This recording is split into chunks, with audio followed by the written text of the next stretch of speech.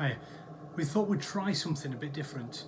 We realised that we're all in lockdown, but I was thinking, wouldn't it be a good idea if we could get to know people a little bit more? So what I'm going to do now is I'm going to zoom into people, use the Zoom app, and we're going to have a conversation with different people. Today we're going to start with Chaila, one of our worship leaders in the church, and I'm going to ask him a few questions. I've sent him a number of questions that he's been able to look at and pick out the questions that he wants to answer. So these are questions that he is obviously eager to answer. So let's go over to that call now. Okay, so welcome to Chaila on this Zoom call. Again, I've already done a little bit of an introduction, so we're just getting to know you. I've already just said that you're one of our worship leaders and really talented, really gifted in all the stuff that you do. Do you want to give us a little bit of an introduction as to who you are? Tell us a bit about yourself quickly, and then I'll dive into the questions. Yeah, no problem. Yeah, as you already said, Just the Rock been going for about 15, 16 years now, probably more. I lived in Sheffield pretty much all my life, apart from when I went to uni in Leeds, did theatre and performance there for 3 years, and currently now working, still working, even during this whole craziness from home. I got two sisters who are amazing, and a girlfriend, Rachel, who's incredible. So, yeah. Bro, so you say you're still working, you're working from home, without giving out titles as to who you work for, just because of copyright and all that lot, but you're a content editor. How did you become a content editor? Tell us about that. Yeah, of course. So I initially started in the contact center on the phones, so I used to do a bit of help with technical advice. So if it's internet issues, TV issues, basically I was the person on the other end. Telling you to turn it off and on again, plug that in, plug this in. And then I just realized there were different roles in the company I worked for, and I felt like I could do a bit more than what I was doing. So I actually, oddly enough, applied for this job more than once. So I applied for it once a bit early on into my contact center days. I didn't actually finish my application. I remember going back and seeing, I didn't actually finish it. Applied for it again. Went for the interview in Leeds. And I'll try and cut this short, but basically I was half an hour late to the interview because I didn't know how to get there by car, because Leeds, if anyone knows, is a nightmare to drive in. So I got stuck on I think it was the ring road, just couldn't get in, rang the interviewer said, I'm not going to be there on time. They're like, it's fine. Got there, sweating, I'm walking in my suit half an hour later, and then had the interview. Didn't think I got it because I was late, and then they just rang me up a few weeks later saying, actually, yeah, really liked you, when can you start? And that was that, really. Very good. So how long have you been there now then? So I will be there 2 years come December coming up. So yeah, so actually that's flown by 2 years. Wow. So what's the best career advice that you've ever received? For me, it's actually some advice I saw online, actually, and it's about these four-pronged sort of things you want to find in a job. And essentially saying, if you find these four things in a job, then you found your ideal job, really. The first is that it makes you enough money to survive, just financially. The second is it's something that fulfills you, something you enjoy, that you actually like to do. The third is something that challenges you, so it's not too easy that you don't find a challenge in it, but it keeps you challenged, keeps you on your toes. And the last is just something you're good at, so something that you feel you naturally can do, or something you can learn and get really good at. So those are the four things. If I always say, if I can find that in a job, then you're winning. So very good. So go on then. What's the craziest thing that a boss has ever asked you to do? This is only because in the way it happened was essentially my manager in the job I'm in actually encouraging me to do this. So we had a contractor who came to work with us for about 6 months. He lives in Canada now, actually. He's moved back. And he was only here for another few weeks. He was booked to go to the Harry Potter studios, Warner Brothers Studios, down in Watford, with his girlfriend, but she wasn't able to go last minute. So he put a call out to anyone on the team who'd want to go. My manager knew that I liked Harry Potter or enjoyed the films and everything. So she was like, Chaila, you know what? If you want to go with Colin, you can. What we'll sort the time out. It's fine. You don't have to worry. And I thought, are you sure? She was like, yeah, just go. Go with him, give him a nice experience. I thought, okay then, I guess if you're still gonna let me go and pay for me to, go to Harry Potter World. So for me, that's quite crazy because you won't get that in other jobs. They won't just let you go away to Watford. Wow. So, yeah. Wow. So I mean, I guess you're kind of answering some of the other questions that we were going to ask you. So if you had one genre of film then that you could watch for the rest of your life, what would it be? For me, I would have to say probably just fantasy adventure. So anything that's got fantastical world building in it, crazy characters, just worlds that are just beyond imagination, anything like that I could watch because you can just escape into them. For that would be for me, yeah, fantasy definitely. Okay. Have you ever made one up in your own head then, what film you would make? I'm not going to give too much away. I've genuinely created, I used to write a few comic stories and everything when I was younger, so yeah, I've got a few. Oh, well, we maybe have to see some of them at some point then. You want to see 13-year-old Chaila's imagination? No way. Why not? So go on then. What's the last film that you watched that made you cry? I mean, it's a crazy question to ask a man crying in a film. Go on. Well, you see, I feel like my answer probably redeems it in a weird way. So there's a film about UFC. I think it's like mixed martial arts called Warrior, and came out about 9 years ago. And it's, without spoiling too much, it's just a film about two brothers, both in the world of MMA, mixed martial arts, and there's this competition, and it essentially just the climax of the film.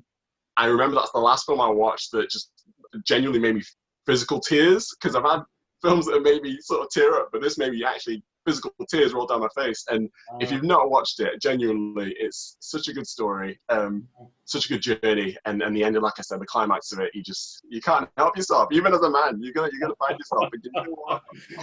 I remember watching watching on the radio, hearing of somebody who said he never cries to any film, and somebody gave him a challenge and told him particular films to watch. And he watched film after film after film and said, no, I ain't cried. So maybe that's a challenge for people. You need to watch Warrior then, yeah. Film, to see if they'll cry. That's a good idea.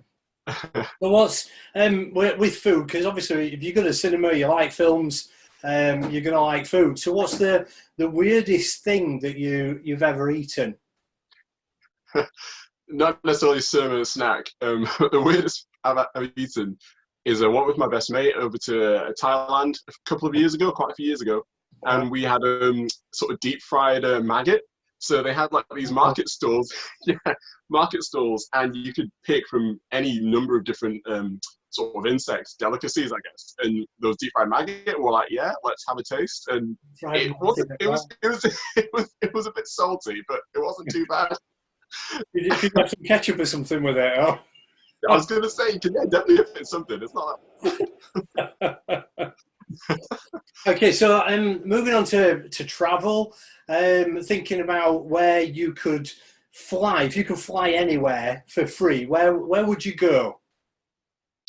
My definite answer would be Australia. I know just from looking at prices, it is extortionate. It's crazy to fly out there, but I would definitely fly out there. Got family I could visit, free accommodation, I guess you could call it.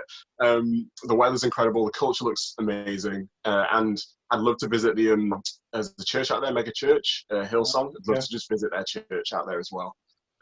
So yeah, Australia definitely. Very good. So if so you've gone to your ideal destination, what kind of holiday would that be for you? Would it be an action-packed holiday where you're out and about doing things, going skydiving and all that, or would it be a relax on the beach, reading a book? Definitely relax on an Australian beach. That would definitely be my ideal. I wouldn't mind going on some excursions, but I say a holiday is to do nothing. It's just to be there, spend that time, and just wind down. Yeah, that would be for me. Definitely. Yeah. Great. I think I would do the same. I do like being either by the pool or by the sea. just chilling out. It really is Oh, relaxing. yeah.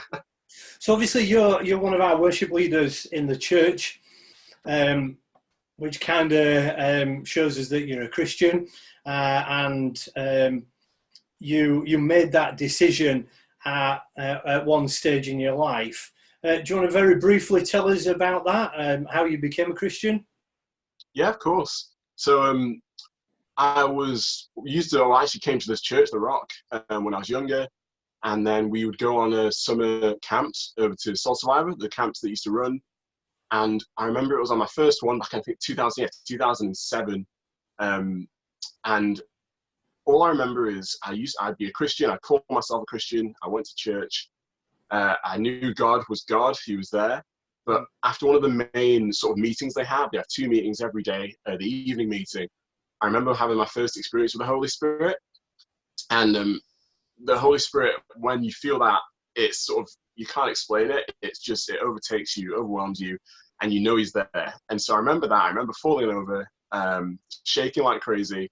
And oddly enough, because I remember my youth leader back then, Trisha Watts, I remember she was there praying for me as well. And after that point, I remember getting up and they give a call out to say anyone who'd like to make that decision, make that choice to follow Jesus for themselves and to give their lives to him. And I remember going forwards to that night. I can't remember which night it was, but I remember going forwards, making that choice. And then from that point on, it became real to me. And from then, I remember life kind of went from autopilot to me actually living and being conscious about how I'm living and the life I am living. So yeah, that was the moment I remember definitely giving my life for myself. Okay, so obviously the Bible is a text that we know has been written a long time ago. How is that relevant to today? How is biblical text apply to us in today's society? We're in lockdown. We're 2020. How is that relevant now to you and in society? I think the way I've approached it is I always see the Bible as always speaking to me, regardless of what I read. But for application for today, there are stories in the Bible that the God who was serving those people, the God or who was being served and who moved in those people's lives is still the same God. So even when I read a story, say in the Old Testament, hundreds of years ago, of say someone like Daniel who was thrown in the lion's den or in the fire, those stories still show the power that God had and how God can move in our lives. And so I feel like when you read those stories, even if they feel like they're out of a different culture, a different time, we can still grasp something from that can apply to today. It won't necessarily be, experience for experience, but it still shows the character of who God is. And I feel like there are also areas where we can read the Bible and you feel God speaking to you. I feel God speaking to me anyway, about situations going on. So I feel like it's very relevant. I think it's just a matter of letting the Bible speak to you, and God speaking to you through that. It's how I've approached it anyway. So is God able to help us now in this lockdown society where the whole world seems to be in lockdown? Is God able to help us? And is Jesus still important to you now in your life in lockdown as we are? Yeah, definitely. I would say the one thing that's kept me going through this lockdown, I hope would keep everyone going, is that Jesus literally says the words that do not fear or do not worry about the world, for I have overcome the world and everything in it. And to know that Jesus is saying, looking forwards to all of us as Christians, that we should not be worried about what comes in this world, makes me feel like this situation we're in now is just another thing that, Jesus is aware of. God knows it was going to happen. He wasn't surprised. So to have that and say, actually, you know what? Jesus said, take heart. He has overcome it. And so for me, I feel, Jesus is so important. I lean on him. I try to lean on him even more during this time. And speaking with other friends and other Christians, we've all noticed that this is, a blessing in disguise in a way, that as much as, there's so much going on, we have now this extra time that's been gifted to us to spend this time and to go deeper. So Jesus is very important to me at the moment. It's just getting more so as time goes on. Great. Thank you. Well, I've enjoyed chatting with you, getting to know you a bit more myself, and hopefully people that are watching this or have watched this will share it and let other people know that Christianity is vital in our lives. And we're so blessed to have you as our worship leader, one of our worship leaders in Rock Christian Centre. If you've not been to the church, we're a very multicultural church, very mixed, lots of different backgrounds. And we just give you a very warm welcome. Obviously, church at the minute is very different. We're streaming our services online, and I just hope you've enjoyed this interview. We're going to be doing some more, so please join us. Thank you very much, Chaila, for today, and look forward to what else is going to come out on our YouTube channel for Rock Christian Centre. Thanks, Chaila. Thank you, Paul. It's a privilege to serve at this church.